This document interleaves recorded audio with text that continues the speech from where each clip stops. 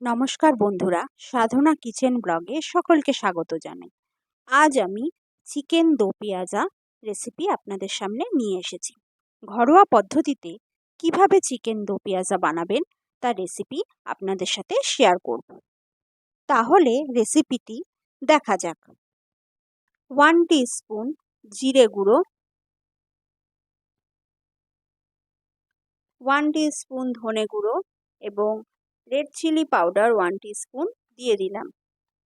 চিকেনের মধ্যে এবারে স্বাদ মতন নুন অ্যাড করব।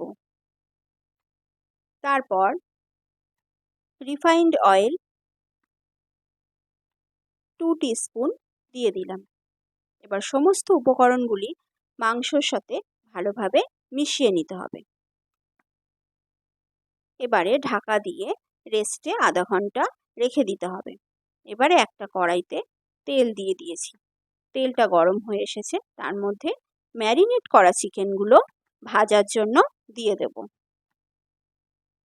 চিকেনগুলোকে একটু ভালোভাবে ফ্রাই করে নিতে হবে। 70% মতো ফ্রাই করতে হবে।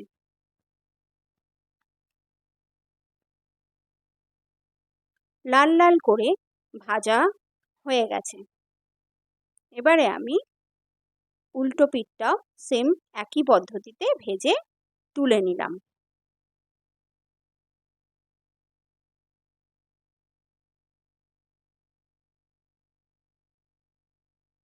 বাকি চিকেনগুলো দিয়ে দিলাম। এগুলোকেও লাল লাল করে ভেজে 70% মতো কুক করে নিতে হবে।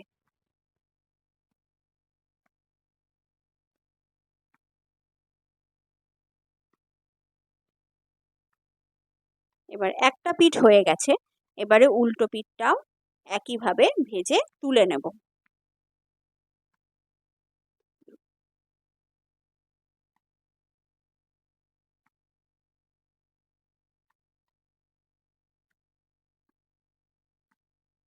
আমার সমস্ত চিকেনগুলো ভাজা হয়ে গেছে।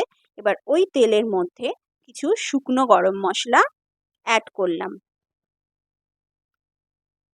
গুঁড়ো গরম মশলা দেওয়ার দরকার নেই, গোটা গরম মশলাই দিতে হবে। এবারে এর মধ্যে পেঁয়াজ বাটা দিয়ে দেব। পেঁয়াজ বাটাটা দিয়ে ভালোভাবে নাড়তে হবে।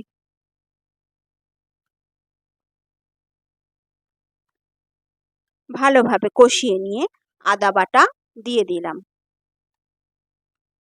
আদা বাটাটা দিয়ে ভালোভাবে কষাতে হবে।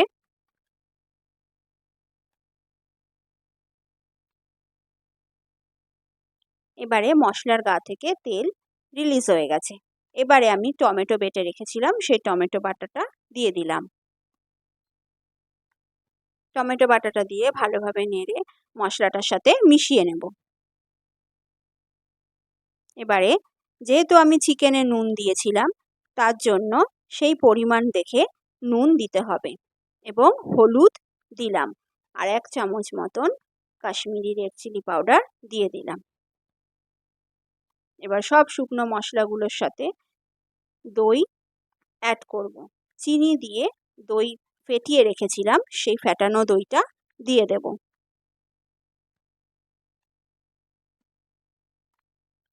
এবারে দইয়ের সাথে সমস্ত মশলা ভালোভাবে মিশিয়ে নেব।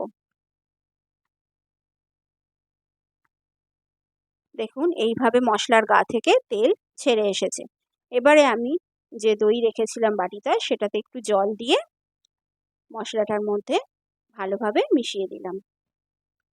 মশলা কষা আমার রেডি। এবারে যে চিকেনগুলো ভেজে রেখেছিলাম, সেই চিকেনগুলো মশলাটার সঙ্গে দিয়ে দেব। এবার ভালোভাবে মেশাবো। যেহেতু চিকেনগুলো অলরেডি কুক করা আছে 70%, সেই জন্য বেশি কষানোর দরকার নেই। মশলার সাথে একটু ভালোভাবে নেড়ে ছেড়ে নিলে মিশে যাবে। আমার মেশানো হয়ে গেছে। এবারে আমি 15 মিনিট একটু ভালোভাবে কুক হতে দেব। তার জন্য সামান্য পরিমাণ জল দেব।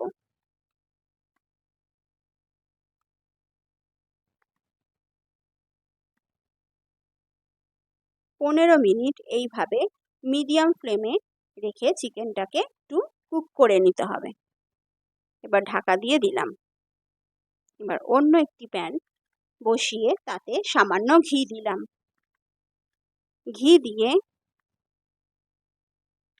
পেঁয়াজকে বড় বড় চৌকো চৌকো করে চিলি চিকেনের মতন কেটে নিয়েছিলাম, সেটা আমি দিয়ে দিলাম। এবারে কিছু কাঁচা লঙ্কা চেরা দিলাম। এবার ভালো করে সটে করে নিতে হবে। এটা হাই ফ্লেমে সটে করতে হবে, লো ফ্লেমে করলে হবে না।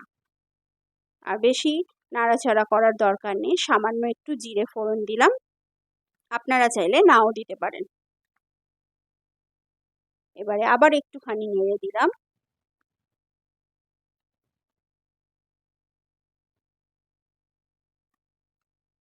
নাড়াচাড়া করে এবারে মেথি হাত দিয়ে একটুখানি মেথি পাতাটা ঘষে নিলাম।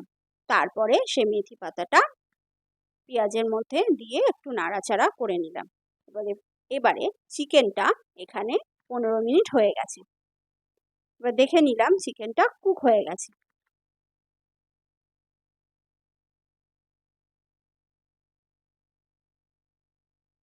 এবারে এর মধ্যে যে পেঁয়াজটা আমি সটে করে রেখেছিলাম সেটা দিয়ে দেব, দিয়ে একটু মিশিয়ে নেব।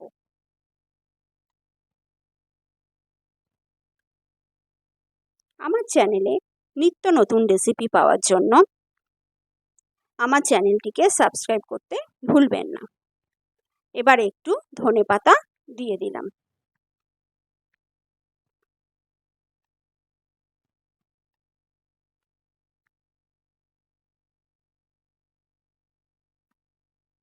আমার রেসিপিটি ভালো লাগলে সাবস্ক্রাইব করবেন এবং পাশে থাকা বেল আইকনটি অবশ্যই প্রেস করে দেবেন, যাতে নতুন কোনো রেসিপি আসলে তার নোটিফিকেশনটি আপনাদের কাছে পৌঁছে যায়। আমার চিকেনটা রেডি।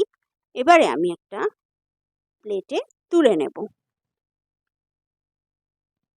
তো আজকের মতন এই